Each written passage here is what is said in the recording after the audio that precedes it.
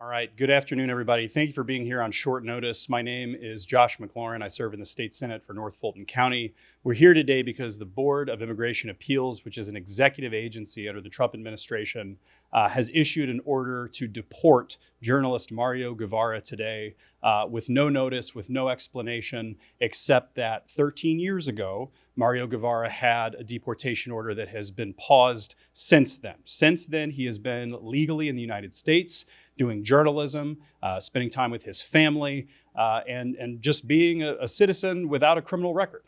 And he was arrested on some trumped up charges that have since been dropped in June and was put into ICE detention at that time and has remained in ICE detention, awaiting his opportunity to clear his name and go back to living as a productive and responsible citizen in the United States, where he has been for decades. Today, with no warning, the Board of Immigration Appeals decided that it would dredge up that 13-year-old order and send Mr. Guevara out of the country. The Board of Immigration Appeals decided to do this, notwithstanding that Mario Guevara has an active case in federal court where he's seeking habeas relief to try to prove, again, that he's entitled to stay in the United States under the same rules and practices that he has been for decades.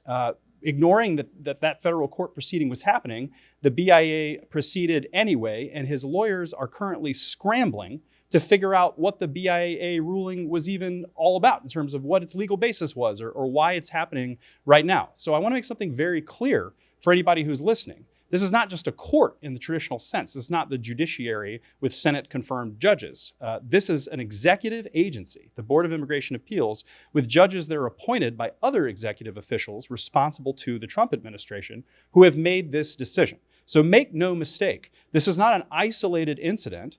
This is not the result of a court proceeding. This is yet another attempt by the Trump administration to silence and chill journalists from just doing their jobs. And not just journalists, to silence the speech of people in media, people of influence who are speaking out across the country about some of the overreaches of this administration. When Mario Guevara was arrested, he was reporting on ICE and ICE operations in the metro Atlanta area.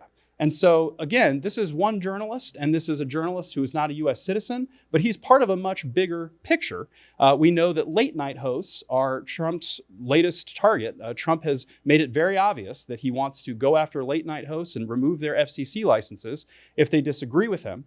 We should understand Mario Guevara's detention and deportation and intimidation as part of this larger picture of the Trump administration taking actions against free speech in this country and creating one of the most dangerous environments for free speech that we've ever seen in American history. I'm honored today to be joined by Richard Griffiths, who is a representative of the Georgia First Amendment Foundation, who himself was an immigrant journalist, and I'm honored to have him here today to speak about his experience in the United States as a journalist.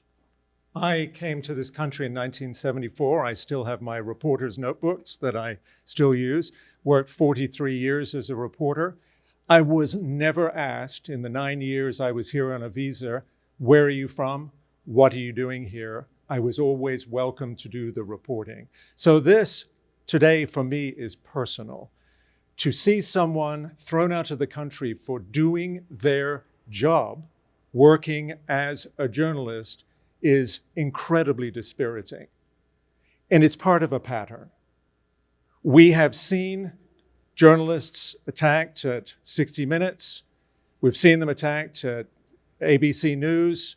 We've seen journalism attacked to the New York Times. Today, thankfully, a judge threw out the order against the New York Times. But it is a pattern of assault on a free and independent press in this country.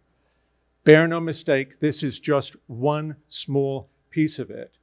And a person who was doing his job at that rally was stopped on pretext, if you look at the video, arrested, taken to jail. The charges never could fly, and all the charges were dropped, but he was still put into detention, and today we learn he's being deported.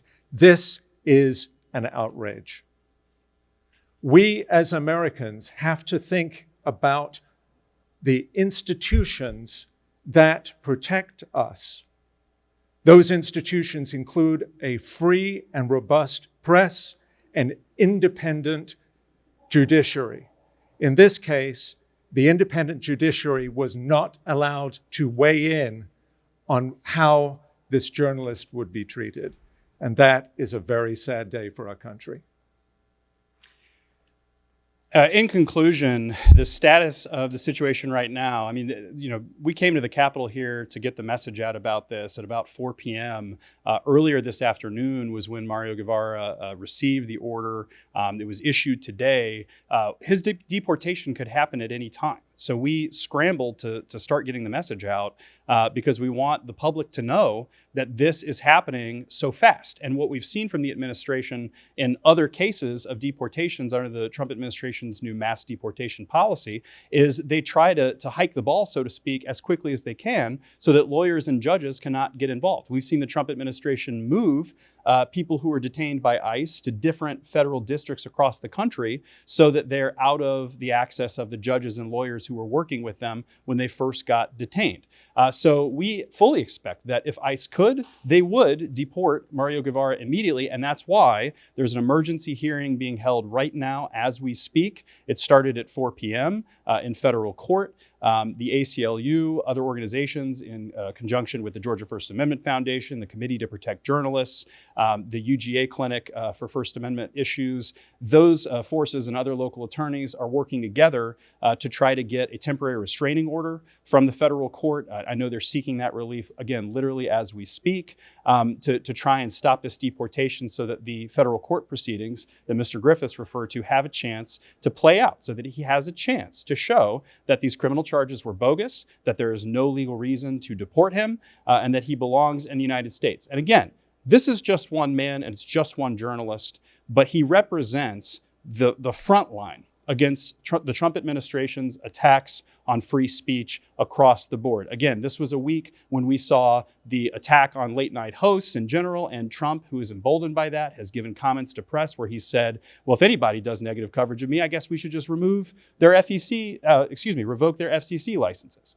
So he's being open about his intentions, and we should understand this action by the BIA and ICE, both executive agencies, as part and parcel of that strategy to chill speech. We'd be happy to answer any questions. Real quick, Josh, so you said this was a 13-year-old order for his deportation. How did it bubble back up again? Did someone have to make a motion in some respect to revisit that?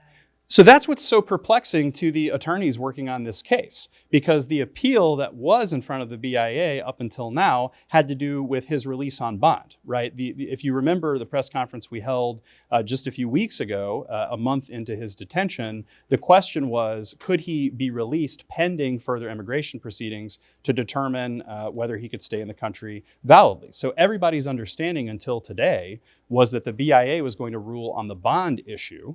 But what ended up happening was the BIA made its own decision to reach back into the files. I mean, you can imagine, like at your workplace, you got a manila folder file cabinet that's 13 years old.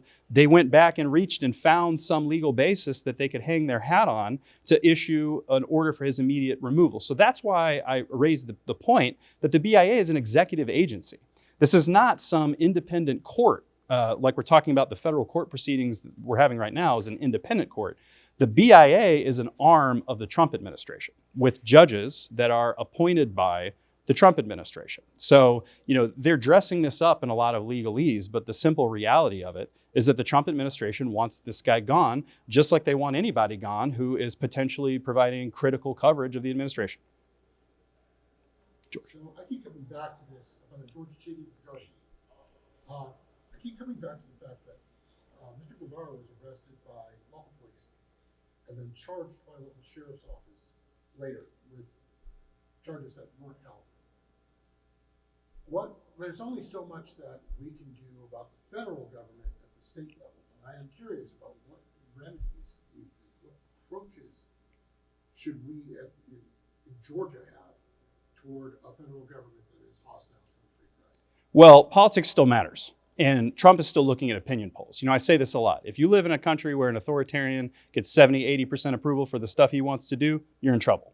But Donald Trump is not getting that level of approval. He's getting 30, 40% at best for some of these policies that he's forcing down the throats of Americans. So it's really critical that we show up on days like today to speak to the public and declare with one voice, this is not okay. We don't want this broadside assault on free speech in this country. Now, we're here at the state level. We have the Georgia First Amendment Foundation represented. I'm a state senator, but look at J.B. Pritzker in Illinois.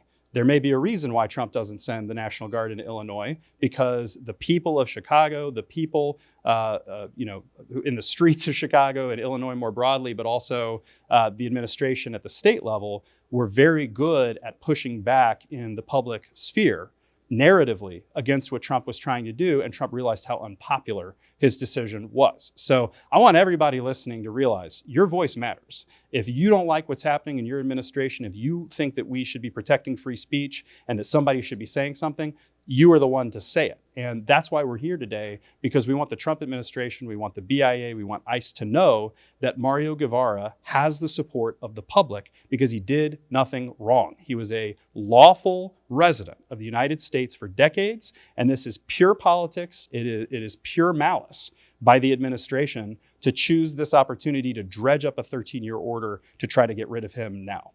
This man was a legal, working journalist looking at what the government did. He was showing the public what the government was doing.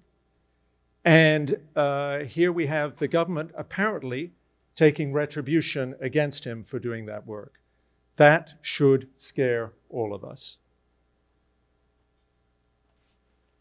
What would be your encouragement or advice to any young American that is aspiring to have communications or to speak on topics of what's going on politically as a youth?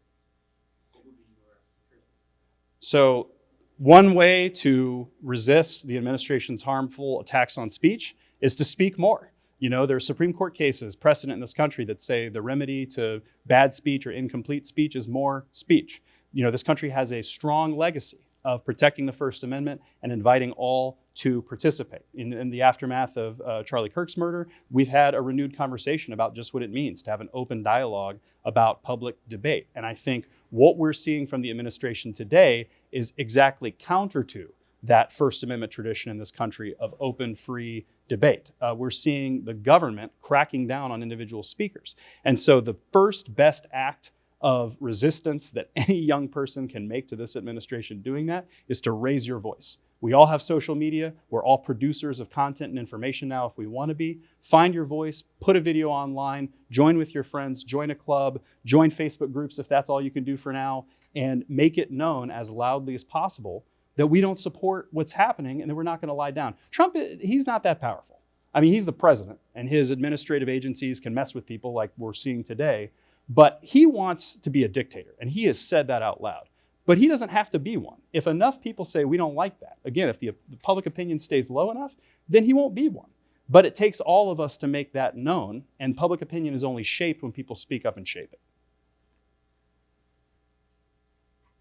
Anything else? We appreciate everybody's time today. I'll be around. We'll both be around for a couple of minutes to answer more questions. Cameras arrived. Okay. Thank you. All right. Thanks. Folks. Appreciate it.